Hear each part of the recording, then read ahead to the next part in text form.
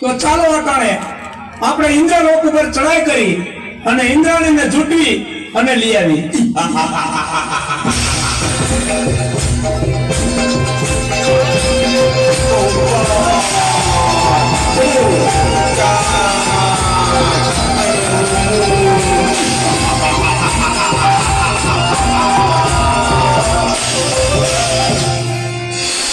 સ્વામીનાથ, ખબર નહીં શું કહું, પણ કોઈ અજાણ ભય મને સતાવી રહ્યો છે. મારું મન પારેડાની જેમ ફફડે છે. જાણે કંઈક ન થવાનું થશે. આપણા ઇન્દ્રિય લોક પર કોઈક આફત આવવાની હોય એવું લાગે છે સ્વામી. અરે દેવી, ચિંતા કરવાની કોઈ જરૂર નથી. તમે આસન ગ્રહણ કરો.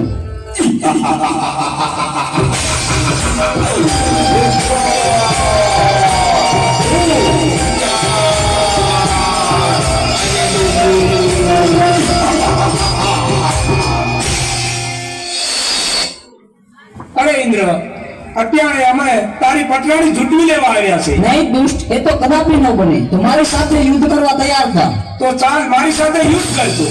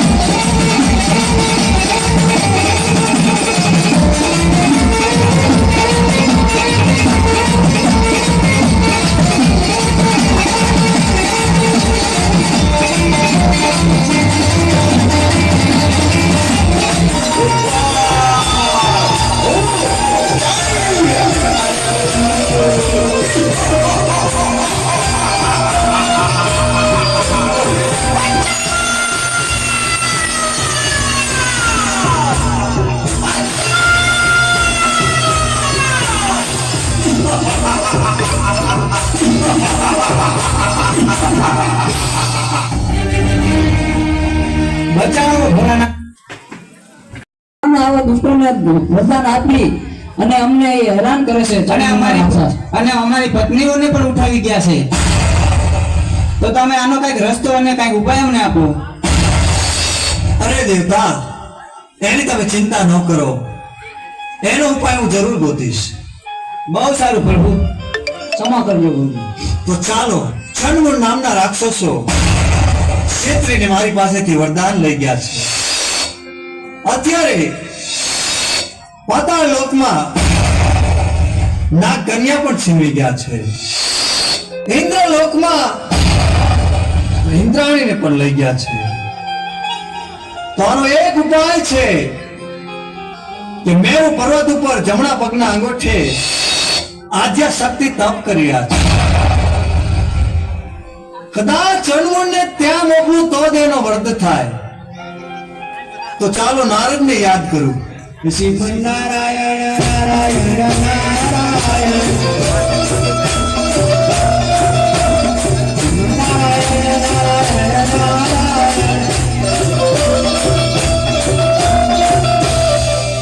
અરે પ્રભુ, મને બોલાવવાનું કારણ એટલું છે નારદ, કે ચંડમુંડ નામના રાક્ષસોએ મારી પાસેથી ક્ષેત્રીને વરદાન લઈ ગયા છે.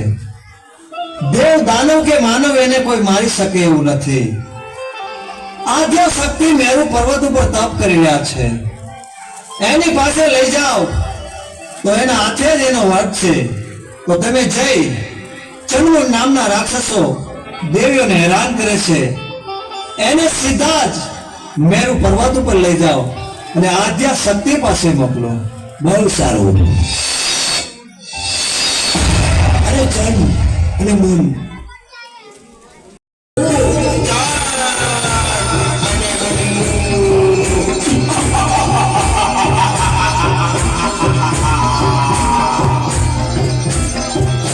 ચાલો મારી સાથે. જો બેટી સુંદરી, જોઈ લ્યો. તું ખોટું બોલેસ. અરે ઈ મેરું પર્વત ઉપર પણ હું કાંઈ દેખતો નથી. ઈ રે જો ને. ના, સુંદરી છે નહીં.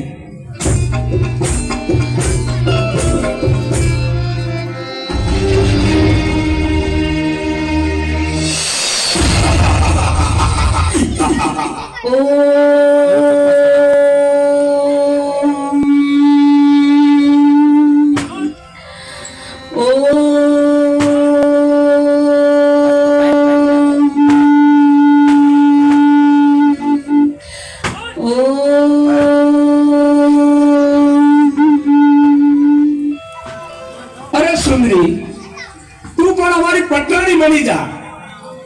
તારી તપસ્યા છોડી દે અટાણે. અરે બાળકો, આ શું? મારી તપસ્યા શા માટે ભંગ કરાવી?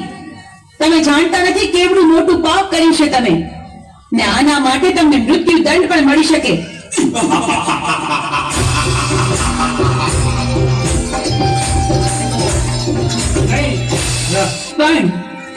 પણ તમે મારા બાળકો છો, માટે હું તમને મારતી નથી. માટે જાઓ, પાછા ચાલ્યા જાઓ અહીંથી.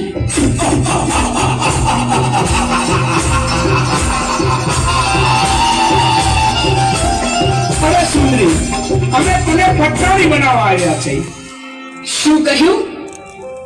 સાક્ષાત શક્તિનું સ્વરૂપ?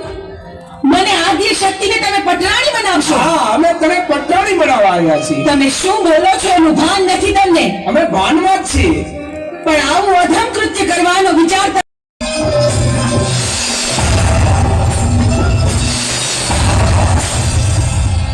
મારા ક્રોધના અગ્નિથી હું તમને ભસ્મીભૂત કરી દઈશ, પણ વારમાં તમારો સંહાર કરીશ.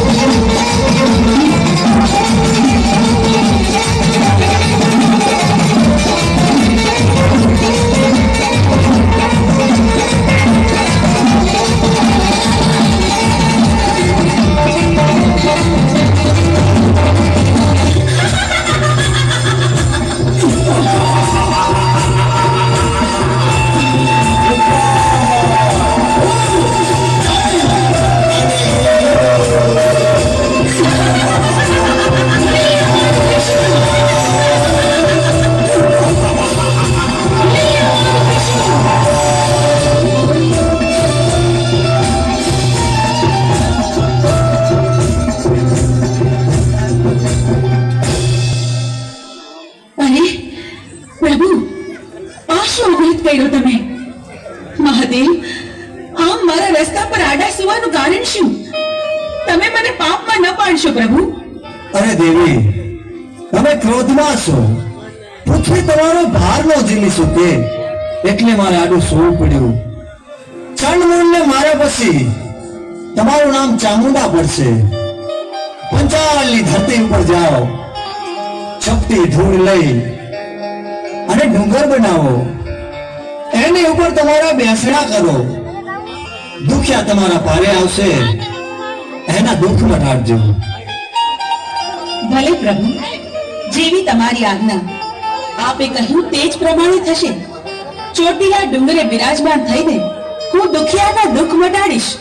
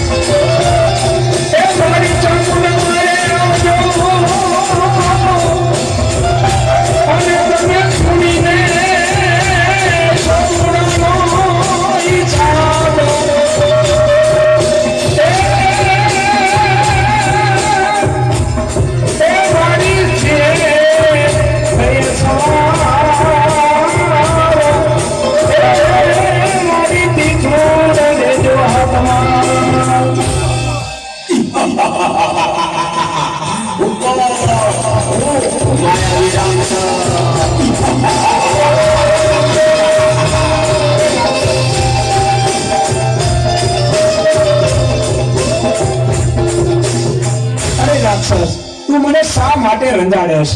તો હું તો ચામુંડમાનો પૂજારી છું. અરે ભક્તા, તું કોની પૂજા કરી રહ્યો છો? હું તો ચામુંડમાની પૂજા કરું છું.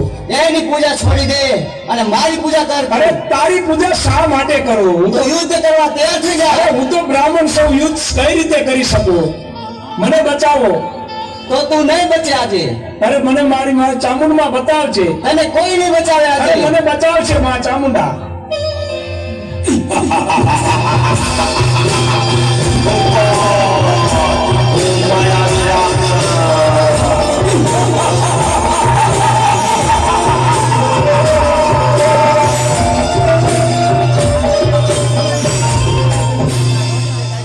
માયાવી રાક્ષસ, મારા ભક્ત પૂજારીને રંજાડીને તે ભારે ભૂલ કરી. હું તારો અંત બનીને આવી છું.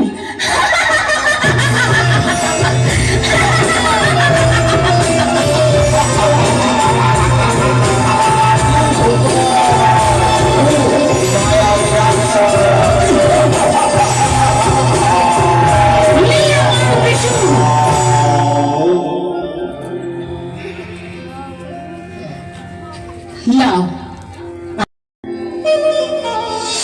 પ્રભુ, આજનું આ વાતાવરણ કેટલું સુંદર અને રમણીય છે. ચાલો આપણે કૈલાસ પર્વત પર ભ્રમણ કરવા જઈએ.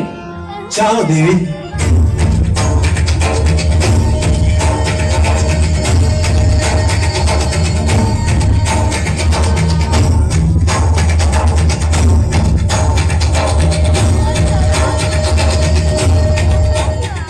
અરે પ્રભુ, આ હાડપિંજર કોનું હશે અરે દેવી, કે તમે આ હાડપિંજરને સજીવન કરો? એના બૈરી છોકરા ઘરે એની વાટ જોતા હશે પ્રભુ. અરે દેવી, આવા હાડ પિંજર તો અનેક આવે. આવા સજીવન કરવા રહેશું તો કોઈ પાર નહીં આવે દેવી. પ્રભુ, તમારે મારી વિનંતી માન્ય રાખવી જ પડશે ને આને સજીવન કરવો જ પડશે. જો તમે આને સજીવન નહીં કરો તો પીળી પાંખની ભમરી બનીને જટામાં ઘૂસી જઈશ. આ મારી હઠ છે પ્રભુ. દેવી હઠ લીધી છે, સ્ત્રી હઠ, બાળક હઠ. હઠ લે એટલે એને સજીવન કરવો પડશે. ભસ્મ કણકણ અમીના કૂપ લઈ સજીવન કરવું એટલું કે દેવી હઠ લીધી છે. તારે હવે પોઠિયો ચારવા જવાનું. અરે પ્રભુ, મારું નામ શું? તારું નામ આલુડો. બહુ સારું પ્રભુ. પોઠિયો લઈને તારે 3 દિશામાં જવાનું. ઉગમણી દિશામાં પણ નહીં ચાલવા જવાનું. પ્રભુ, તમે આપેલા આજ્ઞા, તમે કરેલી ભલામણ હું આલુડાને જણાવી દઈશ. તમે જેમ જણાવ્યું છે એ જ પ્રમાણે થશે. આલુડો ક્યારેય પણ દક્ષિણ દિશામાં પોઠિયો. આ દેવી હું તમને સોંપીને જાઉં છું. મારી રજા સિવાય આ ભૂલે ચૂકે કોઈને આપી ન દેતા દેવી. ભલે મહાદેવ, જેવી તમારી આજ્ઞા. સાંભળ આલુડા, મહાદેવ પ્રભુની આજ્ઞાથી હું તને ભલામણ કરું છું કે ચારેય દિશામાંથી ક્યારેય તારે દક્ષિણ દિશામાં પોઠિયો ચારવા જવાનું. એ આજ્ઞાનું તું હંમેશા ધ્યાન રાખજે. બહુ સારું માતાજી, જરૂર હું નહીં જવું એની પાસે. પડી ગઈ, તારે પોઠિયો ચરાવવા નથી જવું. બહુ સારું માતાજી, જાઉં છું.